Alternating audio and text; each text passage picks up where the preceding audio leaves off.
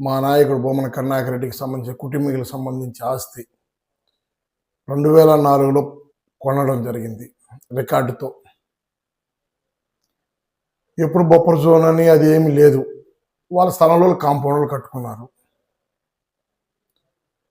కట్టుకున్నాక 22 ఏళ్ల తర్వాత కక్షపూర్తకంగా మరి ఈ రాష్ట్ర ప్రభుత్వం నిరంకుశ ధోరణితో మాకు ఎదిరించి మాట్లాడితే ఎవడు ఆస్తులైనా కూలదోసేస్తాం, కొట్టేస్తాం, పడదోసేస్తాం అని మా నాయకుడు బొమ్మన కరుణాకర్ రెడ్డి గారు ఈ రాష్ట్ర ప్రభుత్వానికి కంటు మీద కులుకు లేకుండా చూస్తున్న వ్యక్తి. కంటులో నలుసులాగా, పంటు కింద రాయిలాగా, చొప్పు కింద ముళ్ళులాగా చాలా ఆయన అడిగే ప్రశ్నకి జవాబు చెప్పలేక ఈ గవర్నమెంట్ తలబట్టుకుంటుంది. ఈ కరుణాకర్ రెడ్డిని ఎట్టా అంచాలి, ఇతని వాయిస్ ఇతని సబ్జెక్టు ఏంది అని చంద్రబాబు నాయుడికి అన్నీ తెలుసు. సీనియర్ లీడర్ కదా, ఈ తిరుపతిలో పుట్టి పెరిగినాయనే కాబట్టి. వాళ్ళు చేసే అకృత్యాలకి మా నాయకుడు కరుణాకర్ రెడ్డి గారు ఎల్లగక్తా ఉంటే భరించలేక 500 మందిని పోలీసు వాళ్ళు పెట్టారు. మేము ఈరోజు సైట్ కూడా చూసాం. 500 మంది నిర్దాంతంగా 2 ఇటాచర్లు పెట్టి కాంపౌండ్ వాళ్ళని అడిగి కట్టడాలు ఏం లేదు, మాడి తోటే కొడుతున్నారు. అయ్యా కొత్తగా తిరుపతికి ఇన్ఛార్జి అయిన జేబీ శ్రీనివాస్ పెద్దోళ్ళు చెప్తారు, కొత్త బిచ్చగాడికి పొద్దెరగనట్టు నువ్వు కొత్తగా అవతారం ఎత్తావు తిరుపతిలో, ఒకసారి నీ అవతారాన్ని చూసుకో. ఏం చెప్పావు? పాపం పండిందా? పాపం పండిందేందయ్యా? 2004లో కొన్న వ్యక్తి రాజశేఖర రెడ్డి గారు మా నాయకుడు సెప్టెంబర్ 2 చనిపోతే ఆ తర్వాత రోసయ్య వచ్చాడు, కిరణ్ కుమార్ రెడ్డి వచ్చాడు, మీ నాయకుడు చంద్రబాబు నాయుడు ప్రజెంట్ సీఎంఏ వచ్చాడు. 19 దాకా మీరే కదా. ఆ రోజు బఫర్ జోన్ లేదా? ఆ రోజు కాంపౌండ్ కొట్టలేదే. ఈరోజు మిమ్మల్ని ప్రశ్నిస్తే మీ ఉనికే ప్రమాదం వచ్చి మీరు కొడుతున్నారు. కొట్టండి. నిన్న మా నాయకుడు అభినయ్ రెడ్డి గారు చెప్పారు, హ్యాపీగా కొట్టండి. కోర్టులో జరుగుతూ ఇంజక్షన్ ఆర్డర్ ఉండి కోర్టులో జరుగుతూ ఉన్న కాడ కోర్టులు ఆర్డర్ కాడ పరుగులో తీసుకోకుంటే గవర్నమెంట్ ఎంత దుర్మార్గంగా కొడుతున్నది. తెలుసుకోకపోతే తెలుసుకోయా శ్రీనివాస్. ప్రెస్ ముందు కూర్చొని నేను మొన్న చెప్పా, నువ్వు ప్రెస్ మీట్ పెట్టే కొందికి నీ లోపాలే బయటపడతాయనేసి. గురుగింజి కింద నలిపే, నువ్వు నలుపు లాంటి వాడివి. నువ్వు కరుణాకర్ రెడ్డి గారు ఆక్యుపై చేశాడు అనే చెప్పే ముందు గోపాల్ రెడ్డి అనే వ్యక్తి ఉన్నాడు, చూసావు కదా, రంగంపేట మాజీ సర్పంచి. నిన్నే వాళ్ళ మిస్సెస్ ప్రెస్ క్లబ్ ఓని ఏడ్చి సమాధానం, నువ్వు 80 సెంట్లు ఆక్యుపై చేసావని. ఇదే చంద్రబాబు నాయుడు ప్రతిపక్షులు ఎదుర్కొన్నప్పుడు రంగంపేట వాళ్ళ ఊరికి నారాలు పలిపోయేటప్పుడు అన్నా అని చెప్పి ఇస్తే, ఇదే పుష్పతి నాని చంద్రగిరి ఎమ్మెల్యే గారికి చెబితే చేస్తామని చేయలా. 80 సెంట్లు నువ్వు ఆక్యుపై చేసుకొని నువ్వు దాని గురించి చెప్పు, నేను ఆక్యుపై చేసుకోలేదు నా స్థలం అని. నువ్వు ఒక్కసారి నీకు తెలియకపోతావు ఇనునైనా. జేబీ శ్రీనివాసులు 10 మంది మగోళ్ళు వచ్చి నన్ను బట్టి కొట్టి నీ గుంతలేసి పూర్తి చేయి. వాళ్ళు ఇల్లు కడతా ఉన్నారు, మాతో ఇల్లు కడతా ఉన్నారు. ఇల్లు కడితే నేను నాయన ఈ జాగా నాది, ఎవరిది కాదు, నాది జాగా, మీరు కట్టుకుంటే ఎట్టా అంటే, మో నీదేమన్నా అంటే మళ్ళీ చూసుకుంటాం బో, ముసలి దాన్ని వేసి గుంతలేసి పూర్తి చేయరా అని ఎట్టంటే వాళ్ళు తరుముకొని నన్ను కొడితే నేను అప్పుడు నాని దగ్గరికి పోయినాను. నానికి ఇచ్చి రోడ్డు షోలో సీఎం గారు మా ఊరికి వస్తే, మా ఇంటి ఆయన మంది ఇట మరి జాగా ఆక్రమించినాడు, అప్పుడు గవర్నమెంట్ మాది కాదు, మంది ఆక్రమించినారనా ఇట ఉడకాడిస్తా ఉన్నారు ఆ గణపతి నాయుడు వాళ్ళంతా అంటే, నానిని పిలిచి నాని గోపాల్ రెడ్డికి చూడు ఆయనదేమో అని చెప్పినాడు. సరే అన్నాడు. అట్ట నాని మమ్మల్ని ఒక 20-30 సార్లు నేను కలుస్తా ఉన్నాను ఇంటికాడికి పోయి. మా ఇంటి ఆడంటే అన్నా ఏమంటే, గోపాల ఇట మరి పోలీసులు మారలేదు, ఎంఆర్ఓలు మారలేదు అని చెప్తా ఉన్నాడు. సరే మేము అట్టనేసే 2 ఏళ్ళు మేము అట్టే గడిపినాం. చేస్తాలే నాని నమ్ముకొని మేము అట్లే అనుకున్నాం. లాస్ట్ కి నాని ఏం చేయలేదు. నేను పోయి జేబీ శ్రీనివాసులు జాతికి పోయి, నాయనా ఇది మా జాగా, ఇది మనం కూర్చొని మాట్లాడతాం, నా బిడ్డల కన్నా నేను కొన్నాను, నువ్వు ఇట్లా మాట్లాడితే కాదు అంటే నీకేమైనా సహాయం చేస్తాను, దీన్ని వదిలేయండి అన్నాడు. నాకు ఇంకేం సహాయం కదా, నేను నా బిడ్డల కన్నా నేను కొన్ని నువ్వు సహాయం చేసేదేమని నేను ఆ రోజే చెప్పిన, ఉండమ్మా కూర్చో తిను అన్నాడు. నాకు వద్దు నాయన అనేసి వచ్చేసినాను. అట్లా వాళ్ళు ఇల్లులు కట్టి జాగా ఖాళీ లేకుండా చేస్తా ఉన్నారు అందరూ. ఇది శ్రీనివాస్ నీ కథ. ఇంకా మాట్లాడాయా మా నాయకుడి గురించా? 80 సెంట్లు సాక్షాత్తు వీళ్ళ పొలం నారా రామూర్తి నాయుడు పొలం పక్కన అమ్మి 80 సెంట్లు కొన్నారు. నువ్వు కబ్జా కోడు, మా నాయకుడు కబ్జా కోరా? కొన్న భూమి మా నాయకుడు ఒక ఆడ మనిషి, మీ పార్టీకి సంబంధించిన వ్యక్తి, మహిళా కార్యకర్త, మాజీ సర్పంచి. ఇంత దౌర్జన్యంగా చేస్తున్నావే. ఇదే చంద్రబాబు నాయుడు గారు తిరుపతిలో రౌడీజన్ పెంచి పోషించేదానికి నీకు ఇచ్చాడా? చంపేస్తాం, గొంతలో బూడ్చి నేను కొట్టు పంపించారు ఒక మహిళని, పెద్దామని. ఇదేనా నీ సంస్కృతి? ఇదేనా మీ పార్టీ విధానము? మీ కూటమి విధానం ఇదేనా? ఆక్రమదారులు, ముసలోళ్ళని ముత్తుకోళ్ళ ఆస్తులు దోసుకోవడం మీ విధానమా? మీ కూటమి విధానమా? చెప్పు జేబి, మేము కూడా వింటాం. పవర్ అనేది చెప్పాను, మళ్ళా చెప్తున్నా, ఎవరికి శాశ్వతం కాదు. మాట్లాడేప్పుడు మళ్ళా ఏకవచనంతో మాట్లాడుతున్నావు. అది నీకు విజ్ఞత లేదని నీ విజ్ఞతకి వదిలేస్తున్నావు. సంస్కారం అనేది ఒకటి కావాలి. చదువు లేనివాడికి కూడా సంస్కారం ముఖ్యం. నువ్వు అంతో ఇంతో చదువుకున్నాడు, నీకు చదువుకున్నా నీకు సంస్కార హీనుడివి నువ్వు. ఏంది ఇల్లా? ఎవడు దాకిపోయి చేయనుడా? తొడుకొని చదిగాడు కొట్టించేద్దు రావాయా? రా ఇంటికాడికి రా, తొడుకొని రా, వచ్చి నీ కూటమి అదే కదా చేస్తున్నది. ఏంది DDR బళ్ళులా? అమ్మాయి కూడా ఆన వెంకటరామరెడ్డి 4,000 కోట్లు చెప్పినాడు ఎలక్షన్ ముందుగా. మళ్ళా 400కు వచ్చాడు మీ రవినాయుడు, నువ్వే ప్రెస్ మీట్ పెట్టి. మొన్న ఆంధ్రజ్యోతి అంటే మీ గెజెట్ పేపర్స్ 2 కోట్లకు వచ్చింది. ఏది నిజం, ఏది అబద్ధం? నీ చేతిలోనే ఉంది కదా పవరు. ఇప్పుడు మీ చేతిలోనే గవర్నమెంట్ ఉంది కదా, విచారించి నిజమైన ప్రూఫ్ జైల్లో వేసిండయ్యా. దానికి యాక్సెప్టెడ్ కదా, మేమేం కాదనడం లేదు కదా. నువ్వంత నిజాయితీగా మాట్లాడేటప్పుడు మేము దానికి రెడీ. దాని గురించి ఆలోచించే పనే లేదు. నెంబర్ 1. నెంబర్ 2, నువ్వు సాక్షాత్తు వెంకటేశ్వర స్వామితో పోల్చావు చూడు. రాసలేళ్ల బిఆర్ నాయుడు గారి గురించి మా దేవుడు పుణ్యాత్ముడు అనేసి. ఇంకింతకన్నా పనికిమాల మాటలు నీకు అంతకన్నా ఏం వస్తాయని మేము ఎక్స్పెక్ట్ చేస్తాం? ప్రతి ఒక్కటి టీటీడీ మీద పడతాడు. వెంకటేశ్వర స్వామి చూపిస్తున్నాడు. వెంకటేశ్వర స్వామి చూపించేది మాకు కాదు శ్రీనివాస్, మీకు, మీ కూటమి ప్రభుత్వానికి. దానికి రీజన్ పవిత్రమైన వెంకటేశ్వర స్వామి ప్రసాదాన్ని అపవిత్రం చేసింది రాష్ట్ర ముఖ్యమంత్రి, డిప్యూటీ సీఎం, విద్యాశాఖ మంత్రి అంటే మీ చిన్నబాబు.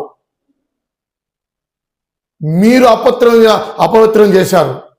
కల్తీ, పంది కొవ్వు, ఆవు కొవ్వు, చేప నూనె కలిపేసినారనేసి మీరు బస్టు పట్టిపోయినారు. లాస్ట్లో సుప్రీంకోర్టు కాడి నుంచి, సిబిఐ కాడి నుంచి మీరు చూశారా అనే కానీ గమనైపోయినాడు. ఏమైపోయింది సనాతన ధర్మ కూటమో? ఎక్కడైపోయింది? అయోధ్య లక్షలడ్లు కల్తీ అన్నాడు పాలక వర్గంలో. ఈరోజు వేమిరెడ్డి ప్రశాంత్ రెడ్డి ఉంది, ఆ బాంబే అతను ఉన్నాడు. వాళ్ళ సొంత డబ్బుతో వాళ్ళే నెయ్యి అంతా కొనిచ్చినారు. ఎత్తు లోపలేదే. ఆ రోజు కమిటీలో ఉన్నోళ్ళు ఈరోజు మంత్రి పార్థసారథి గారు విచారించలేదే. అంటే చట్టం మీకోటి మాకోట, లేదా చట్టం అందరికీ ఒకటేనా? శ్రీనివాస్, ఇది గుర్తుపెట్టుకో. ఆడ ప్లాట్లు ఆక్యుపై చేసినాడు, ఏడు ఆక్యుపై చేసినాడు, రోడ్లు అన్నావు. ఉంటే ప్రూవ్ చేసి తీసేద్దురా. వేక మాటలొద్దు, సబ్జెక్ట్ పెట్టుకో, తీసుకో. ఇంకోటి చెప్పమంటావా? నీ పక్కన కూర్చున్నారే, జైలు పోయారు ల్యాండ్ విషయంలో. నీ పక్కన వాళ్ళు ఎక్కడ ప్లాట్లు ఆక్యుపై చేయలేదు కదా. సూపరయ్యా, నువ్వు ఆ బాపతే, నీతో కూర్చున్న వాళ్ళు ఆ బాపతే, నువ్వు ఇంకొకటి మీద పొడ చల్లడం ఏంది? ఇది నువ్వు మొదట గుర్తించాలి. నీ పక్కన కూర్చున్నప్పుడు నిజంగా శుద్ధపూసుల్లాగా, నీతి నిజాయితీలాగా ఉన్న వాళ్ళు కూర్చొని పెట్టుకో. నువ్వు కూడా పక్కకు తప్పు, ఎందుకంటే నీకు నీతి నిజాయితీ లేదు కాబట్టి. దీన్ని బట్టి నీకు ఆలోచించేది ఏం తెలిసినా, నీకు అవగాహన రాహిత్యం, రాజకీయ అవగాహన లేకపోవడం, ఏదో రౌడీజం చేసేస్తే నాకు ఇచ్చేస్తాడు, నేను దబాయించేస్తాను, ఆమ్దూమని అనుకుంటున్నావు. తిరుపతిలో మళ్ళా చెప్తున్నా, పెద్ద ఆయన సాక్షాత్ వెంకటేశ్వర స్వామి ఒప్పుకునే క్వశ్చనే లేదు. రౌడీజం తిరుపతిలో చేస్తే అంతమే. ఎవడైనా రౌడీజం చేసినప్పుడు టికెట్ రాలా, వచ్చినా గెలవలా. మళ్ళా నీకు ఇది చెప్తున్నా, నీ హావభావాలు మార్చుకో. ఇన్ఛార్జ్ వచ్చింది, 10 మంది సాయం చేయి, చూపించద్దు. చంద్రగిరి మండలం కాశీపేట కాడ 173 సర్వే నెంబర్, రాష్ట్ర ముఖ్యమంత్రి చంద్రబాబు హెరిటేజ్ బఫర్ జోన్లో కట్టుకున్నాడు. కొట్టించిండయ్యా. మీరు నీతి నిజాయితీ పరాకాష్ఠలు కదా, మీరు చాలా శుద్ధపూసలు కదా. మాట్లాడేది శ్రీరంగ మాటలే కదా మీరు మాట్లాడేదా. ముందు మా హెరిటేజ్ కొట్టుకొని రండి, ఆడ వెనకాల నుంచి ప్లాంట్ బఫర్ జోను. అంటే బఫర్ జోన్ అనేది మాదనేది ఇప్పుడు వచ్చింది, ఇన్నేళ్ళకి 22 ఏళ్ళకి రాలా. మీది ఉన్నదే కొట్టండి, మీ చుట్టూ నిరూపించుకోండి, అప్పుడు మేము ఆదర్శంగా ఉంటామని చెప్పండి. కరెక్ట్ అబ్బా, వాళ్ళు కొట్టారు, దీన్ని కొట్టారని మేము కూడా యాక్సెప్ట్ చేస్తాం. నువ్వు చెప్పిన ప్రకారం ఎత్తుకుంటే నువ్వు అన్నావు చూడు, ప్రతి దాని విగ్రహం అనేసి. మీ విగ్రహం దొంగిలిచ్చినోడు ఎవడో కాదు నాయనా. దా డిప్యూటీ స్పీకర్ రఘురామకృష్ణరాజు, గంటా శ్రీనివాస్ గారు, మీ చిన్నబాబు లోకేష్ బాబుతో ఉన్నాడు. ఇతను దా దొంగ, ఆంజనేయ విగ్రహం దొంగిలించుకోమని దొంగ, మీ పార్టీ వ్యక్తి.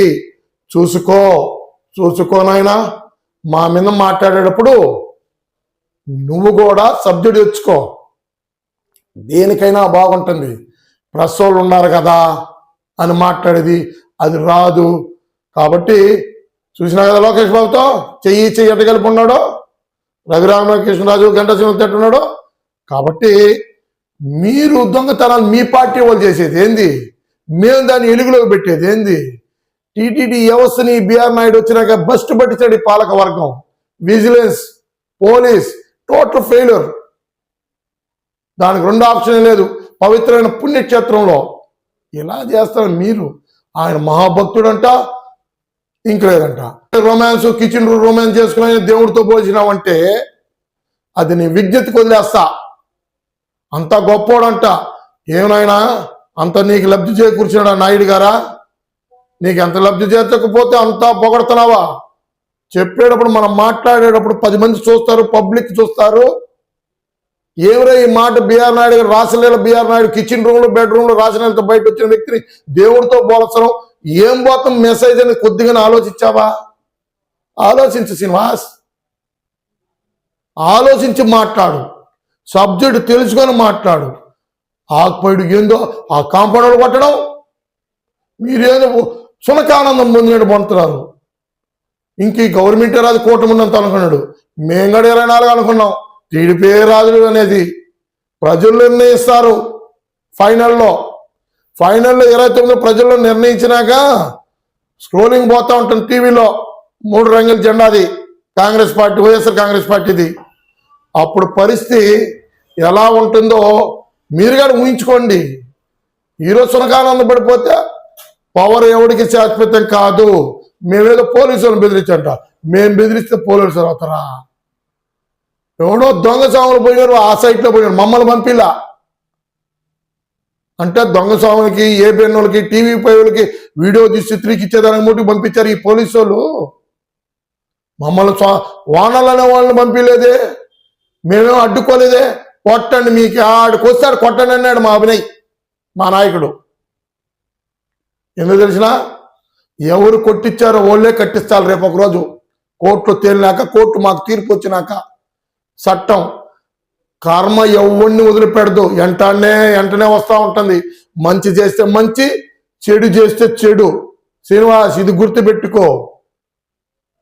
ఏదో ఇన్ఛార్జ్ ఇచ్చారని ఉలికి పడుతూ ప్రెస్ మీట్లు పెట్టడం, ఏకవచనంతో మాట్లాడడం మంచి పద్ధతి కాదు. నీతో కూర్చున్న చెప్పాలి, నాయన మా చరిత్ర కూడా ఉండాయి నాయన, మమ్మల్ని కూర్చొని పెట్టుకొని ఇది చెప్పినామంటే గురిగించి నలిపే కథ, మమ్మల్ని కూడా యాక్తారు. ఏం ఊరికే ఉండరు వైఎస్ఆర్సీపీ వాళ్ళు కూడా. అని వాళ్ళన్నా చెప్పు ఉండాలి. వాళ్ళు బొమ్మల్లాగా కూర్చున్నారు. ఏంద్రా ఈ కర్మ మాకు అనేసి నీతో మొఖాలు ఒకసారి చూసుకో. నువ్వు పెట్టిన ప్రెస్ మీట్లో డల్లుగా కూర్చున్నారు పక్కన ఉండే వాళ్ళందరూ. కాబట్టి మాట్లాడేటప్పుడు పద్ధతిగా మర్యాదగా గౌరవంగా మాట్లాడేది నేర్చుకో. తప్పులను జరుగుతాయి. జరిగినప్పుడు దాన్ని ఎలా ఎలివేట్ చేయి. నువ్వు అధికార పార్టీ 10 మంది ఎలివేట్ చేయి. ఇప్పుడు నీ 80 సెంట్ల కథ నువ్వు ఎప్పుడు ప్రెస్ మీట్ పెడతావు? Straight question. గోపాల్ రెడ్డి వాళ్ళకి స్థలం ఇచ్చేయాలి కదా నువ్వు. నిజాయితీ పరుడు అయితే బిల్డింగ్ కడుతున్నావు కదా, పెద్ద మేడస్తున్నది కదా, మళ్ళీ ఎందుకు ఇవ్వాలా? చంపి పూడ్చేయండి పొందలు అన్నావు కదా. నీకు తునోపనం ఇస్తావు ఆ ఎంఏ చెప్తున్నావు కదా. నువ్వు తునోపనం ఇచ్చేది శుద్ధి నేసి నువ్వు తునోపనం ఎత్తుకునేది విత్ రికార్డు అవును ఇక్కడ ఉంది కదా.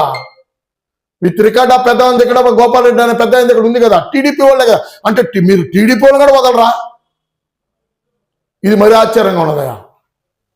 కాబట్టి ప్రెస్ మీట్ నెక్స్ట్ పెట్టేటప్పుడైనా పూర్వపరాలు తెలుసుకొని, శ్రీనివాస్ మళ్ళా చెప్తుండా, వేగ్గా కాకుండా కరెక్ట్ సబ్జెక్ట్ రా. మళ్ళీ మేము ప్రెస్ మీట్ పెట్టకూడదు. నువ్వు వేగ్గా వచ్చావు అనుకో, నీ కౌంటర్కి మాకు ఎన్కౌంటర్ ఇలానే తీవ్రంగానే ఉంటుంది. ఇక్కడ ఎవరు తగ్గేవాళ్ళు లేరయ్యా. నీ ఆవుభావాలు చూసో లేకపోతే ఇంకోటి చూసో, నీ శక్తి నీకుంటే అవతలాడు ఎవడు శక్తి సమర్థులు వాడికి ఉంటాయి. నీకు ఈరోజు అధికారుల బలకచ్చేమో, మాకు జనబలం ఉంది. జనబలంగా మాకు